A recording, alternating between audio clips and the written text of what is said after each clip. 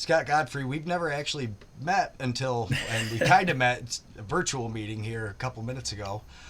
So you run the Instagram Lacrosse Barriers is how I found you.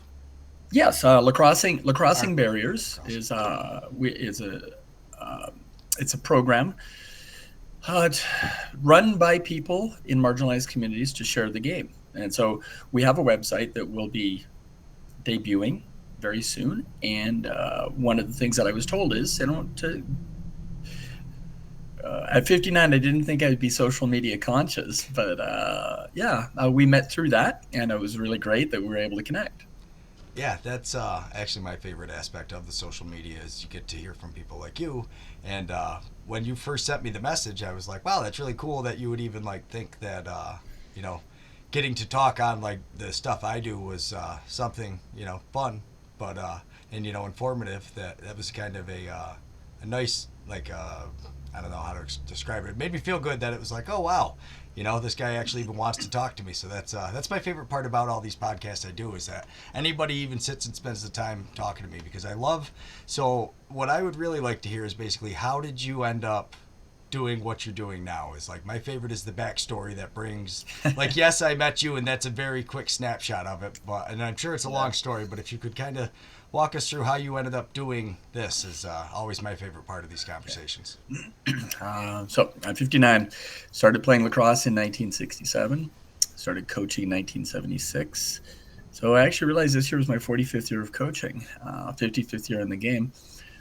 The Autism Asperger's Friendship Society provides social and recreational opportunities for people on, but not limited to the autism spectrum. So it's through play, it's through doing things. What we I became involved as a volunteer in 2010. Uh, as I said, AFS Calgary started in 2004. I started volunteering in 2010.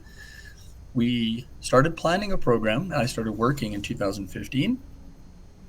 2018, we were at the Minto Cup, and one of the general managers, Scott Wortley, and the general manager of Brampton Excelsior said, "Well, hey, are you guys playing lacrosse?" And one of the guys threw me under the bus. He said, "Scott won't let us," which wasn't true at all. But what it was, I was hesitant to really start a lacrosse program because I didn't want it to be about me and my successes. I've been fortunate enough to be involved in coaching staff at the 1994 World Games with Canada, and I've guest coached at some NLL camps and coached to a junior and senior level and box and field. And I didn't want it to be about me. But one of the guys, Scott Wortley from Coquitlam Madnack, said, "Man, you got to get sticks in these guys' hands. They want it." So we scraped together in 2018. We scraped together 6 or 7 guys. We had a 6-week program. We did another one in 2019. Instead of 6 to 8, we had 15 people. We ended up traveling from where we are in Calgary, just north of Montana. We traveled to Vancouver in 2019 with 3 guys that had never been on a plane, 3 guys that had never been traveled without their parents, 3 guys that had never been in a hotel without their families. We went and visited some lacrosse friends. And so lacrosse, they said that we're a team. And so we had team rules, we had team meetings. 2019 and 2020, before the world shut down, we had 20 plus guys playing once a week for 3 8-week sessions. And so we now run through the Autism Asperger's Friendship Society. We run lacrosse every Friday night, probably about 24 to 30 weeks a year with 25 plus people a night. Those players wanted to share the game. My oldest daughter, Megan, was born with spina bifida and hydrocephalus. She loved lacrosse. She loved going to games. She loved taking stats. She made friends with a lot of the guys on the Calgary Roughnecks. Man, she passed away in 2020. And one of the guys came to me and said, "We need to teach people in wheelchairs how to play lacrosse." And I kind of thought about it. I went, "Sure. Can I ask why?"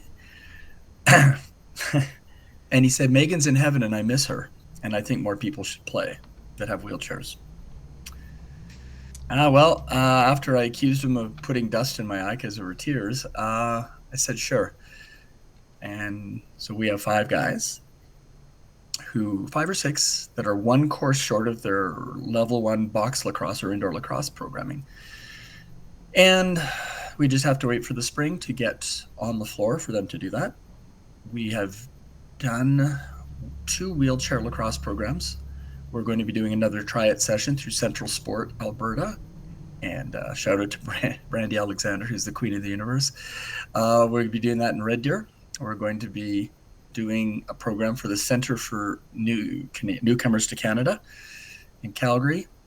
We are pretty close to doing 1 or 2 for another agency in Calgary, a Discover Daytime Lacrosse, we're going to call it. And our members are fundraising. And we will be, when our site opens, we'll be doing some online auctions. They want to raise money because this agency doesn't have the money for the gym. So instead of getting paid, our guys are saying, let's raise money so we can teach lacrosse.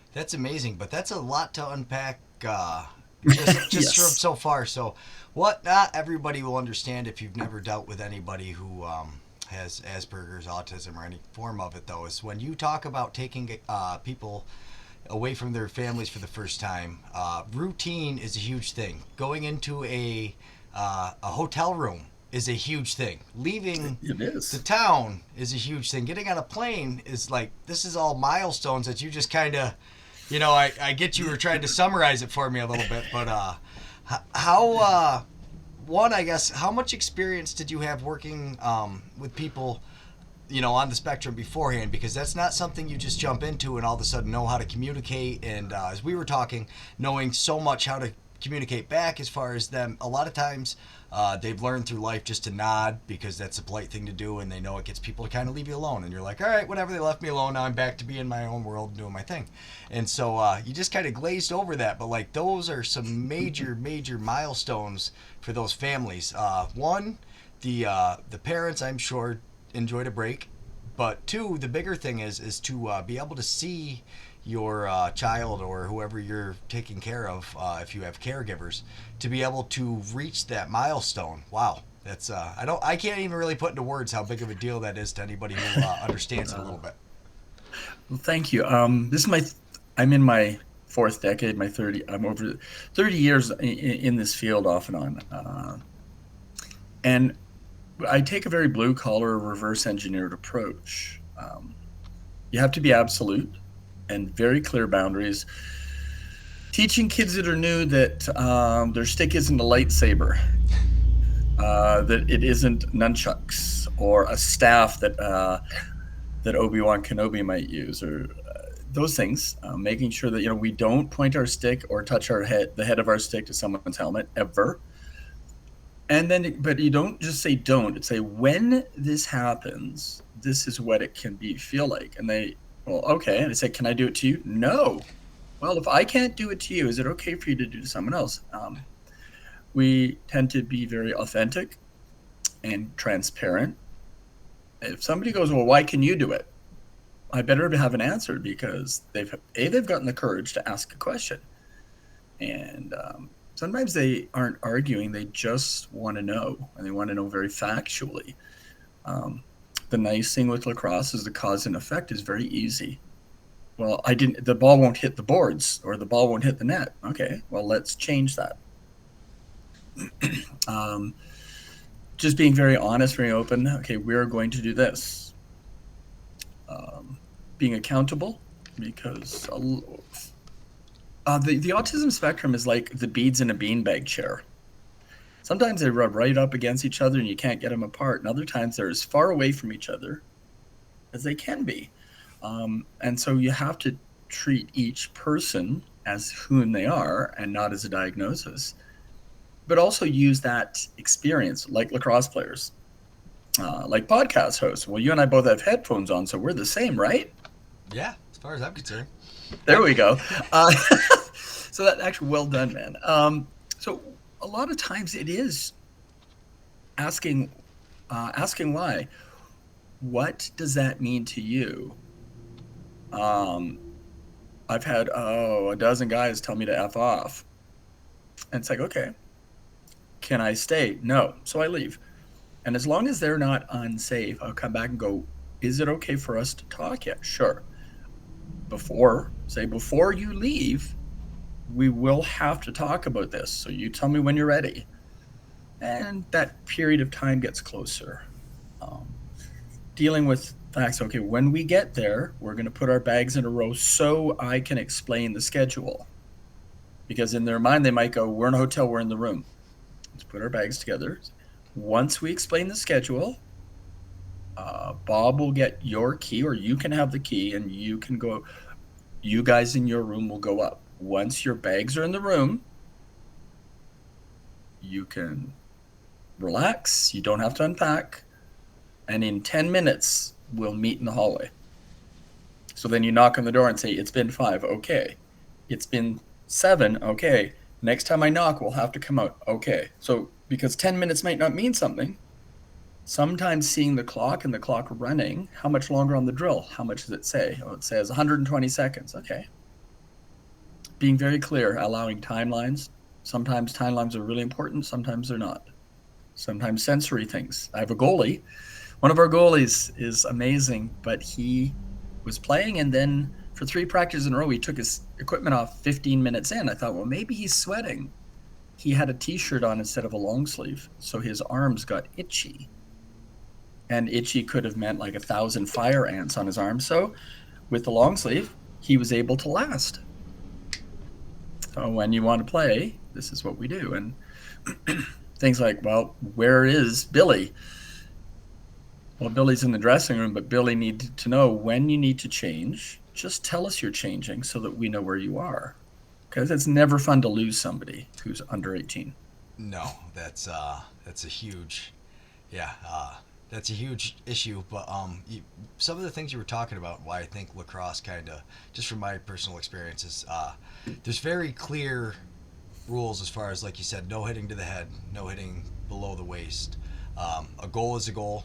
A goal is not a goal. And sometimes that direct, I see why you're saying like that kind of works, but being very consistent with the rules is also, a huge deal, because it's hard for some people to pick up whether or not the like sarcasm and things like that other people kind of consider everybody should pick up. And you see it more and more with written communication, where people are having to use emojis to show. And that's kind of how I've explained to like my kids, communicating with some people is like communicating through text messages. Like, they don't get things the same way everybody else does. And my wife always tells me I'm too direct. I just go right to the point, and I cut out a lot of the nuanced things because I don't consider it super important, but other people do. And like having those clear, concise rules, I could definitely see no hitting to the head.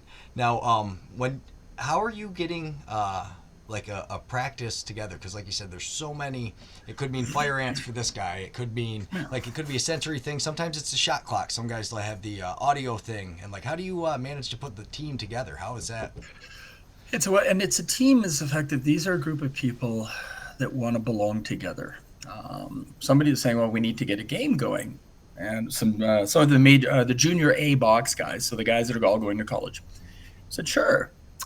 And I said, when you get here, game's going to look different to you.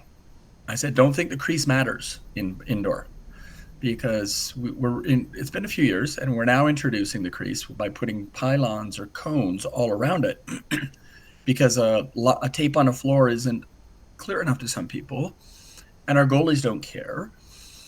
So now introducing it, it's not a rule change. Now that you're this good, we're going to add something to help improve. And because if you say, well, you change the rules, and sometimes a rule change means changing the entire scenario. So getting the players that want to play, and we offer people, we're going to have a scrimmage or play a quote unquote game, which is, basically play 4-on-4. And if you're at one end of it, we use an indoor field right now because of weather. And just so you know, it was minus 32 Fahrenheit 2 weeks ago without wind. So we're indoors, and they have boards like you see in the NLL, excuse me. But we'll take one half and say, if you come down here, someone can take the ball off you. Because people will play a game and go, he took the ball from me. And I said, well, and it was my fault. I said, well, that's part of a game. You never told me. My fault. 100%. It was a learning curve a few decades into this. It's like, okay.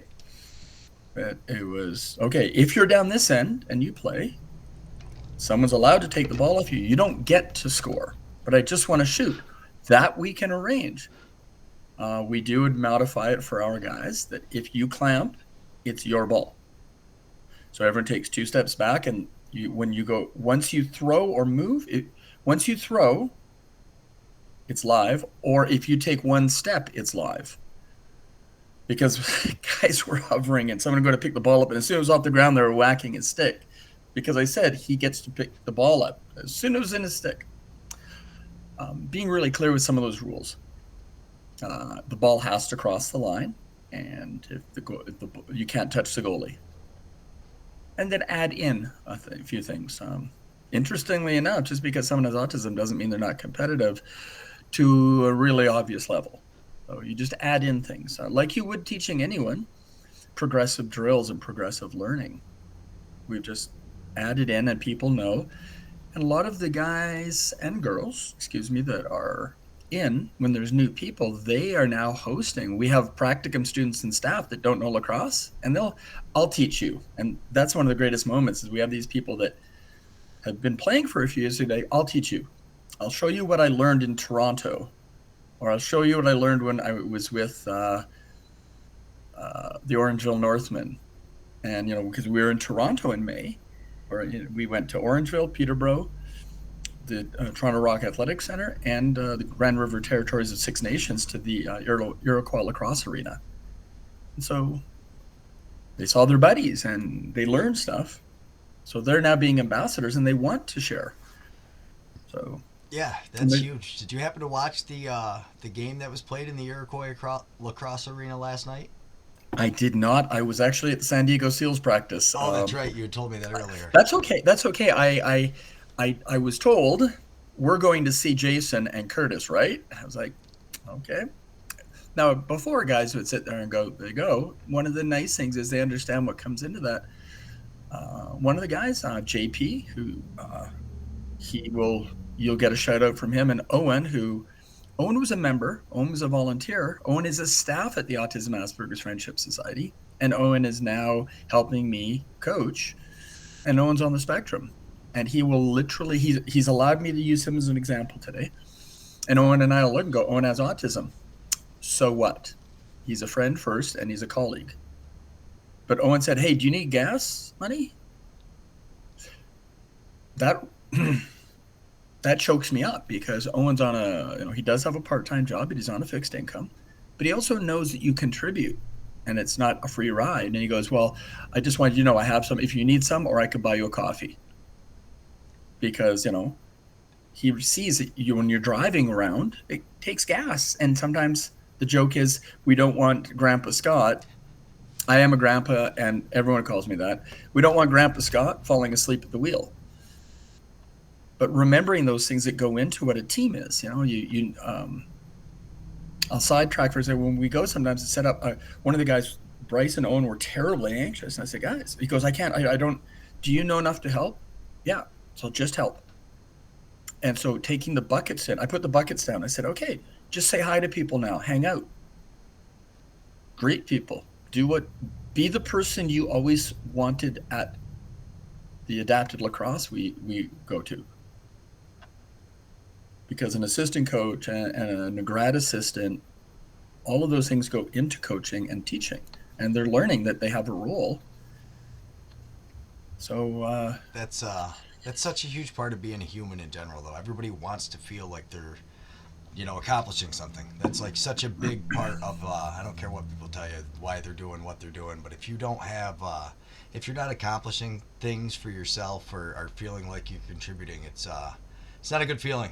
So it's such a huge part of everybody being a person. So like that's so cool to hear, like when people like get to feel that and like really feel like they're contributing and to know that you've helped do something like that. That's got to be one of the coolest feelings in the world. 100%. A lot of the players and the goalies, I didn't score. Okay, you didn't. And be honest with them, you didn't, and that can be disappointing. I took 3 shots. I said, how many passes did you make? I made 5. And being a human stat machine, I said, you put 5 passes. 4 assists. So you're 80% on your assist and pass rate in your participation. Said, and on defense, did you get any penalties? No. Did you hurt anyone? No. But they didn't score when I was going.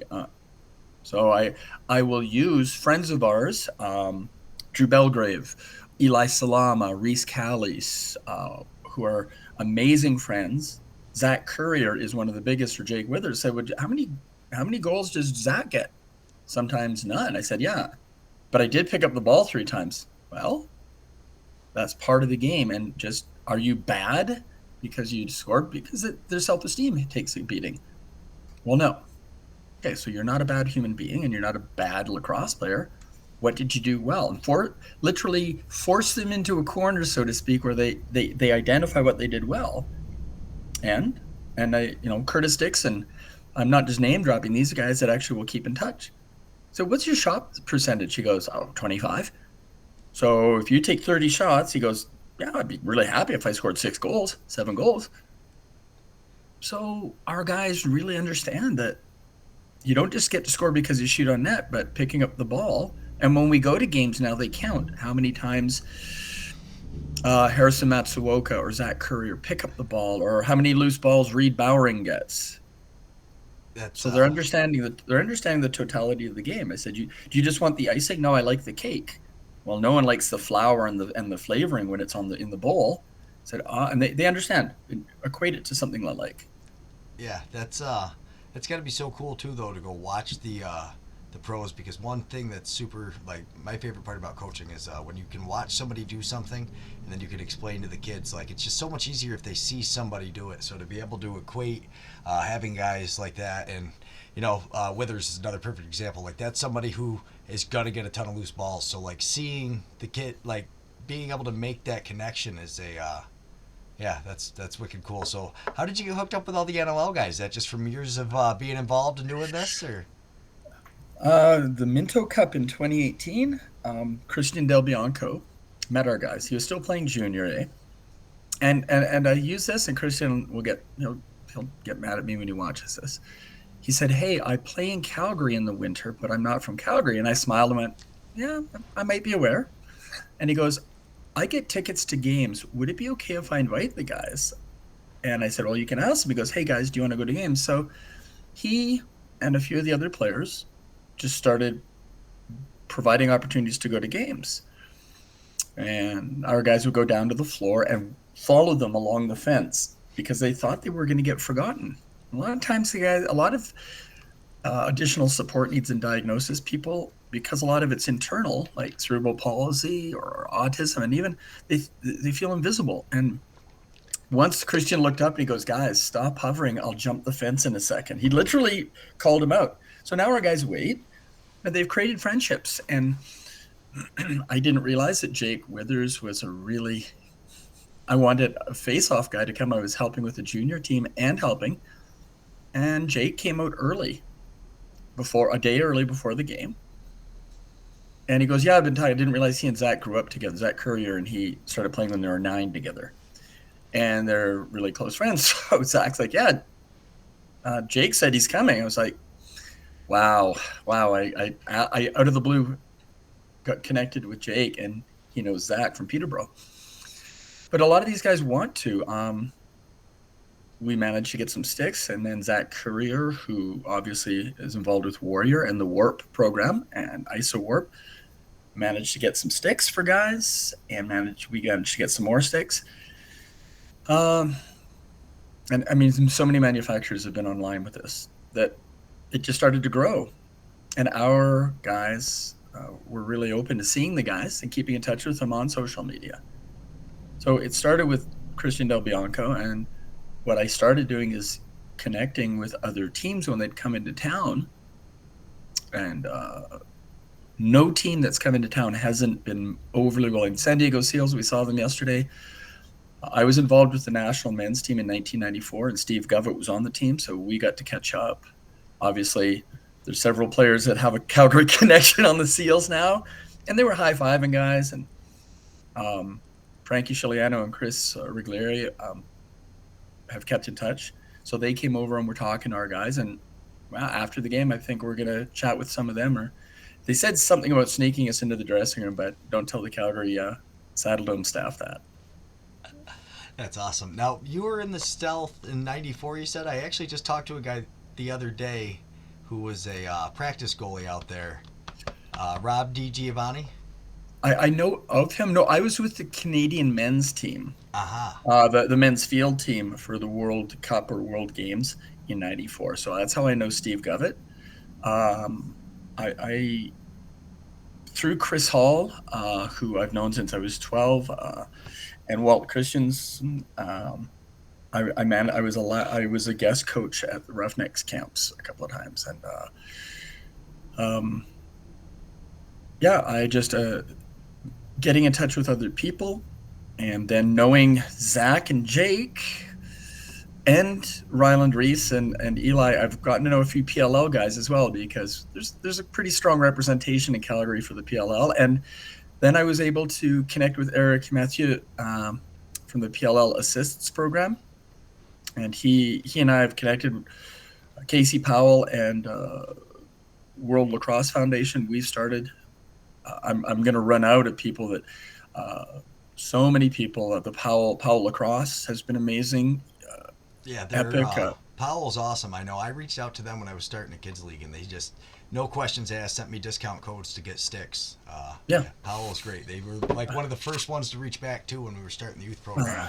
Not like, well, try to apply for the U.S. Lacrosse or anything like that. They were just like, hey, here's the discount, bud. Basically, we'll sell you the sticks for what we got into them. They're Absolutely great group of guys down there. And ECD, Epic. So Oliver Marty, who is obviously involved with the Firewolves just a little bit, was also on that team in 1994, and we've stayed connected or reconnected. He is also involved with Epic, and James Michelli, unbelievable.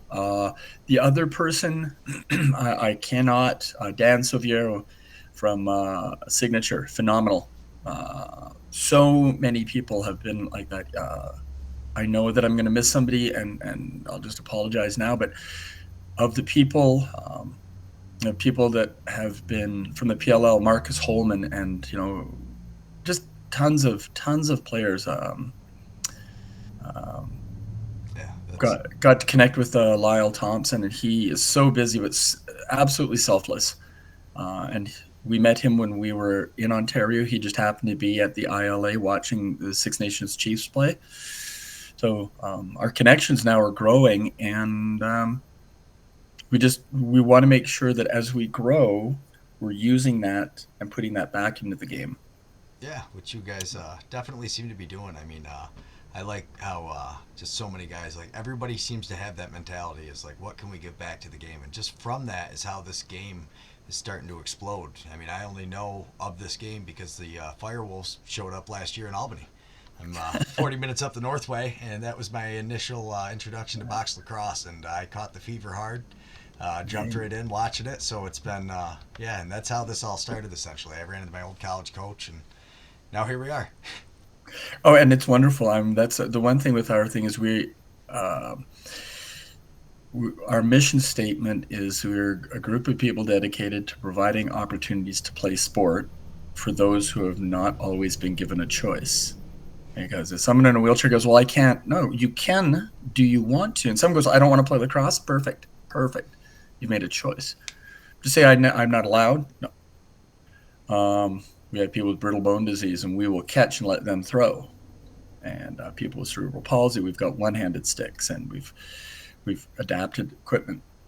And people that want to play goal, well, we use a Nerf ball, so that they, because a tennis ball even could bruise them too much. And if somebody wants to play, let them.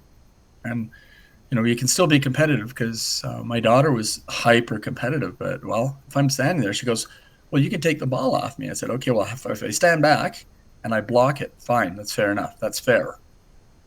And making our members earn it. If they're coaching, earn your coaching levels. If there's a deadline and you need to have this module finished, it's like, well, we're going to go to the Roughneck game. I said, well, I am. Okay, fine, I'll go do the coaching module. And I'm not being unfair. They committed. Teaching them follow through. Yeah, it's what sports has taught so many of us growing up. If if you want to be on a good team and you want to succeed, you need to be accountable to yourself and your teammates, because it's Yeah. not fair to everybody else. If you signed up to be a part of that team and then don't drag your amount of work, and it's such a huge lesson from sports that I think we're kind of missing more and more today as kids are kind of getting out of sports, which is unfortunate. But Yeah, I think it's the accountability, and I think when players at a high level, they meet them and go, "This is great." A shout out to Jordy Jones Smith and Bobby Kidd III. Uh, we have, and I'm allowed to use this. We have a young fellow who's born in Africa who's of Nigerian heritage, and he plays and he sellies. He's a really stocky guy, and Manny and his family, like Manny, will sell and he'll do this after, and he'll do and he'll drop his stick and look at the goalie and go, "You can't see me." But he used to sit and not want to be there, and it took months of him sitting there getting mad, grabbing his stick, and now he's comfortable coming out there. And I said, "Hey, you actually jumped across the crease." He goes, "Yeah." And I showed him a picture. I showed him a clip of Bobby, and I showed him a clip of Jordy playing, because he was chasing a guy for the ball, and Manny isn't a fan of running. Okay, no, I'm not either. But he was chasing a guy, and I said, "Hey, look," and I showed them clips of Jordy Jones Smith and Bobby Kidd playing, and this one really hit me. He smiled. I go, "Is it cool?" He goes, "Yeah." And what are the reasons you like the clip? And he said, "I'm not the only one." And Manny is, and we are, anybody that wants to play, and we are working with the Center for New Canadians. But Manny is comfortable and loves his friends because they're all on the spectrum. But Manny is the only young man of African descent, a black kid in the program right now. Just happens to be that way. We have gone with the Autism Asperger's Friendship Society. We have gone and invited everybody we can. But Manny, seeing that he could identify with Bobby Kidd III and he could identify with Jordy Jones Smith because of their heritage and the smile. And when I showed that to Bobby and Jordy, they were like, "Man, thank you. I felt that way when I was younger." And being able to share that experience, regardless of autism, creates connections. It's like when you see somebody achieve something and then all of a sudden you believe it's achievable because now you've seen it. So when you see other Exactly. people do it, it kind of eliminates the barriers. Really, it's like, wait, that guy did it. Why can't I? There's really, I agree 100%. And Bryce making friends as a goalie with every goalie he's ever met, and getting videos sent to him during the shutdown, just encouraging him. Bryce now goes on the floor, and he has his own routine, and it's really funny because he does certain things like any goalie. He's very ritualistic because he's a goalie. And he goes, "Is this because I'm autistic?" And I said, "I think it's because you're a goalie, buddy." And that's his question, not mine. But yeah, Bryce went on the floor, and the same concerns. And I tell this to everyone involved with lacrosse or other sports. He had his gear on, and he wouldn't go on the floor. He wouldn't go on the floor, and there were certain things he was doing. He said, "Are you anxious?" "Yes." "Did something happen that was negative?" "No." "Did someone hurt or say something that we need to support you?" "No." I said, "Well, can I help you? Just stay here." "Okay." And it took a few minutes, and this is really important. So thanks for letting me make a short story long. Bryce goes, "Well, do you want to go on the floor?" "Yes." "Okay." "I'm scared." "Okay, it's okay to be scared of lacrosse. You got the balls are going to get thrown at you and this and that." He goes, "No, I've got equipment. I'm a goalie." I said, "Yeah." He goes, "I'm scared." "What's making you scared?"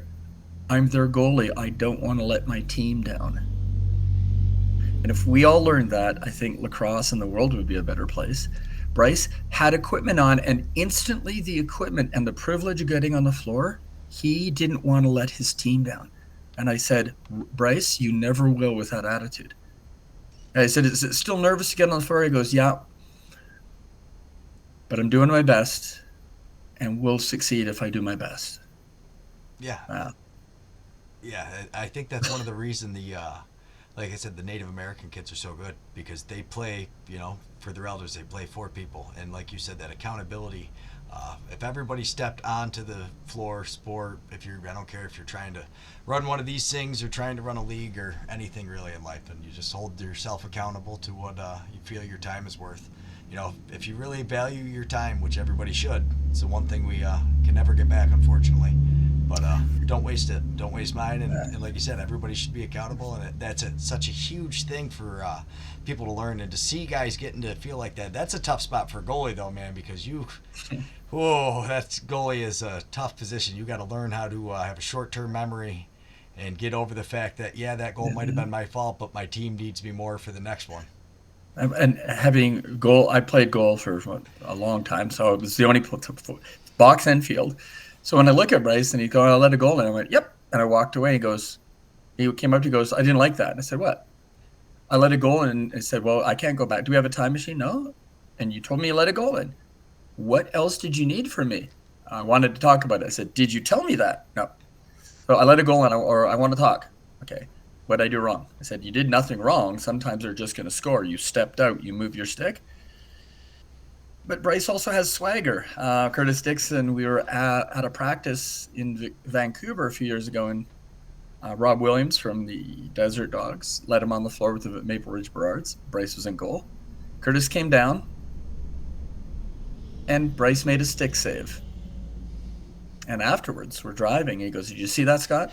And I had to stop the van because I said, guys who are normally quiet are yelling and chirping, and I said, "Guys, okay, take this nicely. Shut up, everyone." And I go, "Okay, what, Bryce?" And he goes, "You see that? What? See what I did?" I said, "I watched a lot today. I stuffed Superman." And I said, "Did it happen?" He goes, "No, but I did it once, and that's worth it." And sometimes the goalie, you just got to take one save. Just take it. It's funny. I was watching the Firewolves. They were doing a clinic last year, and my nephew was playing in it. And the goalie stopped Joe Resiteris. And you could just see it on his face when those guys get to save a pro guy. And I mean, it's just such a cool thing for those guys to get to experience. I mean, and my favorite part about like this, all the stuff you're telling me is that like none of this is posted on their social medias. Like nobody's out there bragging like, "Hey, look what we did." Everybody's doing it because they love it, and it makes the difference to the guys. And everybody loves to be able to see the look on people's faces when you deliver smiles. And that has nothing to do with autism or cerebral palsy or being new to Canada or the United States or being a refugee or having cerebral palsy or Down syndrome. It has nothing to do with that. It has everything to do with the human being playing the sport. And, Bryce would sit there and he made the save. And we had guys shooting on Christian Del Bianco and Frankie Chiliano. And I can't score. Christian looked at him, a friend of his, goes, "Do you think I'm going to let you?" But what Christian did is Christian positioned up, and if they shot by him, okay. But he said, "You got to get it by me. I'm not going to move." And guys were then learning, I don't just get to shoot. I remember the point that one of the guys learned to aim. He actually leaned and shot and scored. And Christian goes, "There, see?" He goes, "Now I'm not going to let you score that point in that spot next time." Christian's great, and he used his stick, but what the guy did is he leaned and shot the other way. So he learned to head fake. One of the shout-outs, some of the goalies, there's no goalie in the NLL from Landon Kells. Dougie Jameson and Warren Hill. Dougie has kept in touch, and he's Mike Poulin did. Dougie's my personal favorite, with the Firewolves. He holds amazing. a special place in my heart watching him make 50 saves. We actually bought our season tickets to sit behind Dougie so we could cheer him on, essentially. And we talk a little smack to the other team's goalie. I'd be lying if I said we didn't every game. And that's as a goalie, the louder the other team was, the more I liked it. It had to make me focus. And there's only once in my life we were playing, and some guys were behind the net, and this is in the 80s, and they got pretty visceral on many levels that you might not now. And I just remember lifting my helmet up, and I went over and banged on the thing, and I pointed at the only time in my life I was playing junior, I pointed at the score clock at the end of the game, and we had won, and I just went there, and I just went like, "Pardon, I can't hear you. I've got to listen to the score." But you do that at the end of a game, and we weren't going back to that arena that season, so But no, Dougie has literally like, what do you need? And can I offer support? He sent video things and texts. Uh, Warren Hill, the um, Alex Buque, Steve Fryer, guys, Drew Hutchinson, you name a goalie, and they've all said, "What do you need?" The Orlemans, just everybody's just Wendy and Brett Dobson, over the top. Brett, because of PLL and NLL, Atlanta Kells, like I said, Mr. Demude, Frankie. Literally, I'm missing a team, but everybody has said, well, how can we help? And the guys are going, stink, we're not in town this year, but when we are, we'll make sure you guys come out. And it's spreading. We've talked to the NLL. I've talked to Oliver Marty with the Pat Gives Back. We've had talks about how do you successfully and sustainably get into marginalized communities. And it's nice that the very blue collar approach we've been taking, the mistakes we've made, other people are asking to try and make those moves and not make the mistakes we've made. So, and there are many, Parkville in Maryland, Adapted Lacrosse have been going since the early 2000s, and they are amazing. They've been huge helpers. Talked to a couple of other people running some adapted field. Absolutely phenomenal people, and they're doing wonderful work. So it's not like we're the only. We've just been very fortunate. I think we may be one of the only ones where we're using people from marginalized communities to teach other people in marginalized communities. And that the reward in itself and getting to watch somebody start to teach for the first time is it's like the first time you watch your kid explain something to somebody else, and you're like, hey. Yep. Yeah, it's like, it just gives you that like attaboy feeling. You want to kind of like beat on your chest and yeah. Oh yeah. Oh, and our guy and teach him, saying, hey, it's okay. And I was talking to one of the guys, Owen Falk, our social media guy, and he helps me. I said, hey, we were talking today. I said, did you bring your Sharpies? And he goes, actually, yeah. I said, did you use them? And he smiled and he goes, no. And he's allowed me to use this. He goes, no. I said, why? He goes, I was just busy talking to my buddy Curtis. And he goes, I don't have a new one with the seals. He goes, is it okay if we get a picture, Kurt? Because I don't have a picture with you with the seals. And Curtis is like, yeah, sure. And talking to Frankie and JP was talking to Kevin Crowley, big cat. And he goes, hey, Kev, I remember you from when you played in Philadelphia. And JP's a hugger. And he came in and Kevin's like, okay, he's coming in. Gave him a hug. And he's like, thanks, man. But, it's like, dude, how's it going? It's been a while. And that's when it's really like, they're not talking to me or asking me to answer questions. I'm talking to Josh Sanderson, who's been huge as well, and Steve Govett, and Patrick Merrill, and Brody Merrill came up and he's like, I do remember you guys. We're at the same arena for practice. I said, yeah, this is what we're doing. He's like, wow, thanks. Guys, seeing people still at the game, it's not that they did a try at lacrosse. Seeing someone from 2018, and now they're seeing them in 2022, and 4 years later, they're doing more. The encouragement and letting players know the ripple effect of a hi or a text or an email. So yeah, that's huge. And like we were talking before, if you got any highlights for of your guys, send them on over, and we will plug them all over the bottom of this podcast while we're talking, and all around the podcast while we're talking. So you betcha. We've got we'll have some videos. I'll share a folder with pictures, and then we've got some.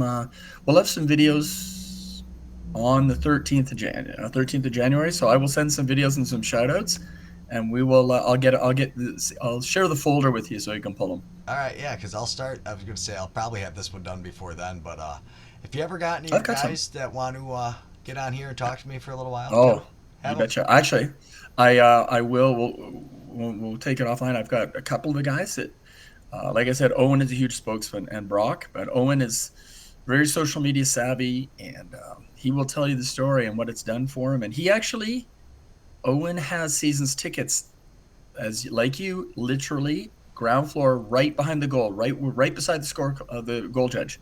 That's where he is. And he's got a deal with a player that used to play in Calgary that might play for San Diego, that he can cheer silently if this ex Roughneck scores, he's allowed to silently cheer for him, but cheer for the Roughnecks. They have a deal. Well, and you would Owen just what sport and what lacrosse has done for him in the travel. He's huge, and he's an amazing spokesperson for triumph and personal growth. And he's had to learn some stuff the hard way and realize it's like you're not getting kicked out of lacrosse because you made a mistake. You're getting better because people are worried. Do I belong?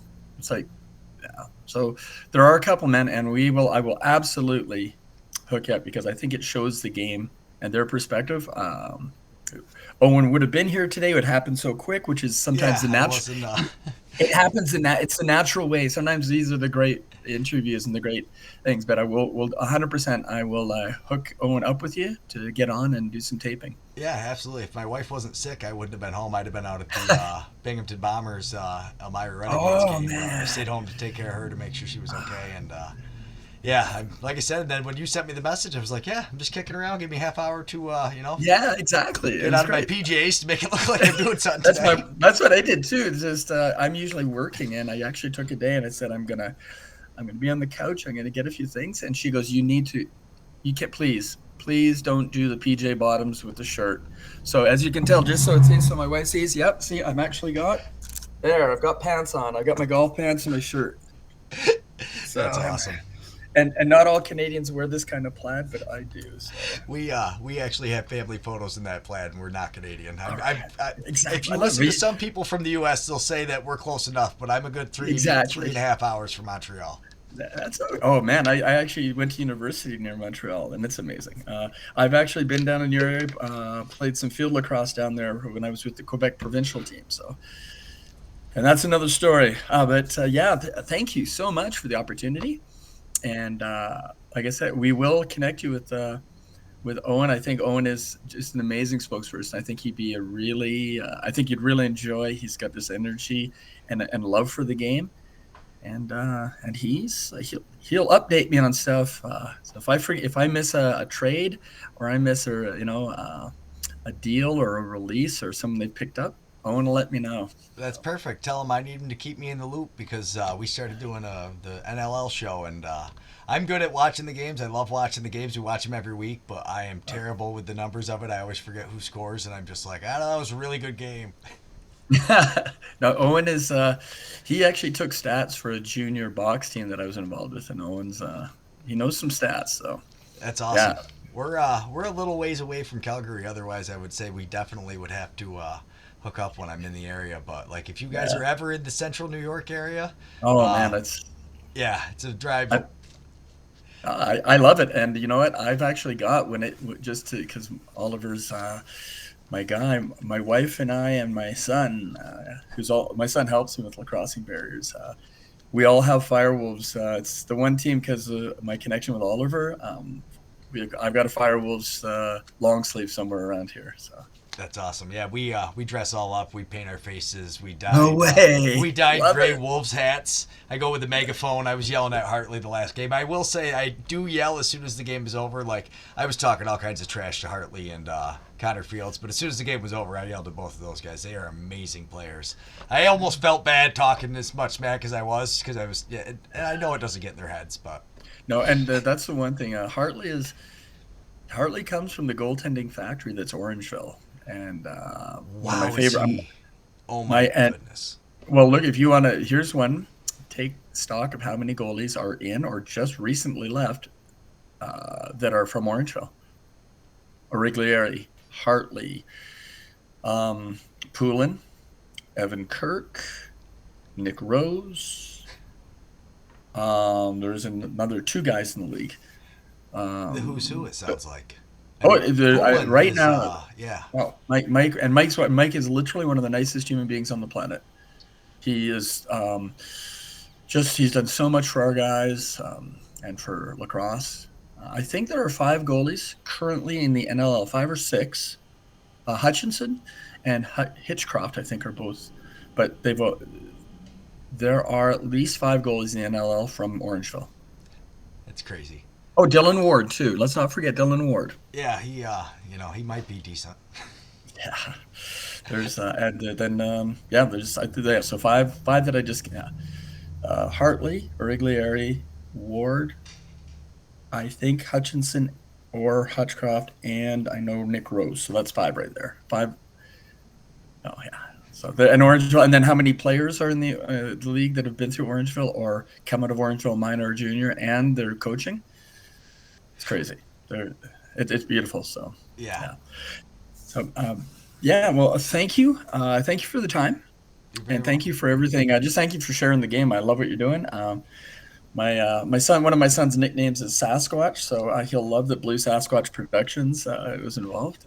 Exactly, we love it, and I will make sure that I share some files with you through the email, and I will we'll actually be at the game tonight, so I will get some video of some of our staff that are also players at the Roughneck game. I'll make sure that's on there for you too.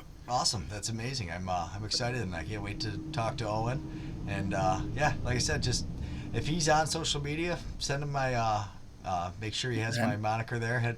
Tell him to send me a message. I will say I'm not always the best at getting back, but I will always get back to him. Absolutely, that's how we connected, and we appreciate it. I will do that right away. And thanks very much. I'll share a folder and send you the videos. That way you can just pick them, because I'm still a bit of a dinosaur when it comes to uploading videos.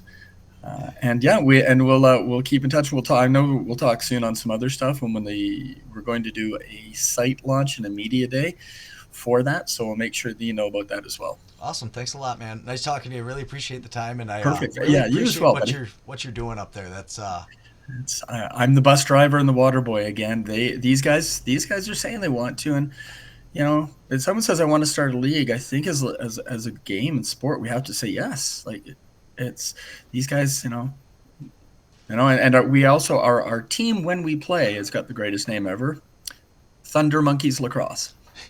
Yes, that is amazing. Yes, isn't it? Yeah, it is good. Shout out to Lee Oakes, the artist who allows us to use his imaging, and he actually did a logo for us. So I'll fire that off to you too. Absolutely, and if you guys anyway can get me a T-shirt, I would gladly wear all of the gear on here. Because, we will. Thunder Monkeys. What's not to love about Thunder Monkeys Lacrosse? And literally, how do you stop a thunder monkey? Yes, there's a lot going on in Lacrossingbarriers. We are looking at starting a web store, so we'll make sure that you've got some stuff to rep. All right. Thanks a lot. We really appreciate it. Have a good night. Okay, thank you. Bye-bye.